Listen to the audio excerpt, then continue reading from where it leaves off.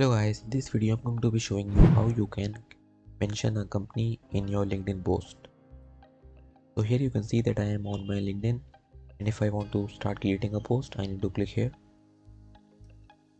So here if I want to mention a company, for that you need to write @ and this will come up by clicking Shift and 2 at the same time on your keyboard. So here if I want to mention Netflix or Microsoft, you will see a Microsoft, click on it and you will see that Microsoft has been highlighted. This means that you have mentioned Microsoft in your post. So when you hit post, the Microsoft will get a notification that you have posted about them. I hope you found this video useful. Please don't forget to subscribe to our channel and hit the like button. Thank you for watching.